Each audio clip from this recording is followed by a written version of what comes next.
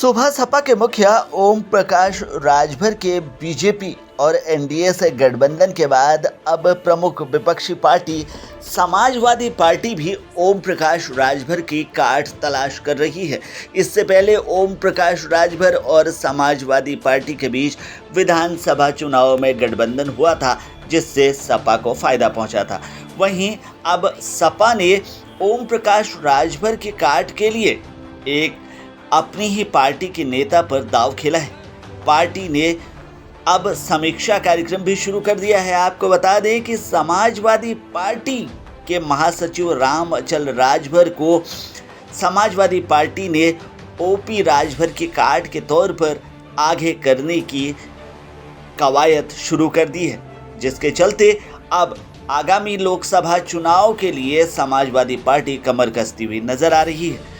ओम प्रकाश राजभर के बीजेपी के साथ गठबंधन करने के बाद सपा अब महासचिव राम अचल राजभर को आगे करती हुई नजर आ रही है। इसी के मद्देनजर पार्टी ने गाजीपुर के सभी विधानसभाओं और सेक्टरों और अन्य कार्यकर्ताओं की समीक्षा बैठक का कार्यक्रम शुरू कर दिया है। आपको बता दें कि राष्ट्रीय महासचिव राम अचल राजभर के द्वारा गाजीपुर में पार्टी की तैयारियों की समीक्षा की गई। इस दौरान उन्होंने कहा कि डबल इंजन की जो सरकार चल रही है, उसके एक इंजन को सपा कार्यकर्ताओं को फेल करना होगा। इसके लिए हमें कार्य करना होगा। वहीं विपक्षी दलों के गठबंधन का नाम इंडिया रखने पर बीजेपी लगातार विरोध कर रही है। वहीं इसे लेकर राम अचल राजभर की जुबान फिसल गई। उन्होंने कहा कि समाजवादी पार्टी को इस नाम से दर्द है, लेकिन फिर भी उन्होंने अपनी बातों को संभालते हुए सारा ठीकरा भारतीय जनता पार्टी पर फोड़ा। ओपी राजभर पर हमला करते हुए राम अचल राजभर ने कहा कि साल 2024 में लोकसभा चुनाव में वो कुछ नहीं कर पाएंगे। आप लोग उनका नाम लेकर सिर्फ उन्हें हाईलाइट कर रहे हैं। अगर अपने दल से स्वयं चुनाव लड़ ले तो पता चल जाएगा।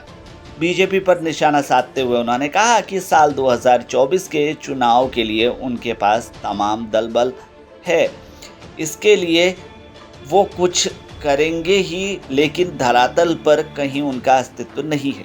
जनता डर के चलते किसी भी तरह का प्रदर्शन नहीं कर रही है कि कहीं उनके ऊपर मुकदमा या बुलडोजर चलाने की कार्रवाई न की जाए। विपक्ष के गठबंधन का नाम इंडिया रखने पर विपक्षी दलों के द्वारा ऐतराज जताए जाने के सवाल पर उन्होंने कहा कि 26 पार्टी के लोग बेंगलोर में इकट्ठा हुए और इसका नाम वहीं रखा गया। इसका विरोध किसी अन्य को नहीं, सिर्फ भारतीय जनता पार्टी को है। वो इंडिया में शामिल लोगों को ईडी, सीबीआई और इनकम टैक्स को लगाकर तोड़ना चाहते हैं। अगर वो तोड़ लेंगे तो ईमानदार हो जाएंगे, नहीं तो विपक्ष के सभी नेता भ्रष्ट हैं। इसे लेकर उन्होंने महाराष्ट्र का भी उदाहरण दिया। मणिपुर की घटना पर उन्होंने समाजवादी पार्टी की तरफ से इस घटना को अमान्य करार देते हुए इसकी निंदा करते हुए कहा कि मणिपुर जल रहा है और प्रधानमंत्री को घूमने के अलावा इस मामले पर कुछ भी बोलने का समय नहीं है। जब पूरी दुनिया में इस घटना को लेकर लोगों ने सोशल मीडिया पर लिखना शुरू किया, वहीं समाजवादी पार्टी ने सरकार की निंदा करनी शुरू की तो प्रधानमंत्री ने अपनी चुप्पी तोड़ी। तो यहाँ पर राम अचल राजभर कहीं ना कहीं ओपी राजभर की काट बनने के लिए सामने आते हुए दिख रहे हैं समाजवादी पार्टी की तरफ से। आने वाले दिनों में देखा जाएगा कि राम अचल राजभर ओपी राजभर को कितनी टक्कर दे पाते हैं। फिलहाल के लिए इस खबर में इतना ही। बाकी खबरों के लिए बने रहिए हमारे साथ, देखते रहिए हमारे चैनल को, क्योंकि यहाँ मिलेंगी आपको तमाम बड़ी खबरें।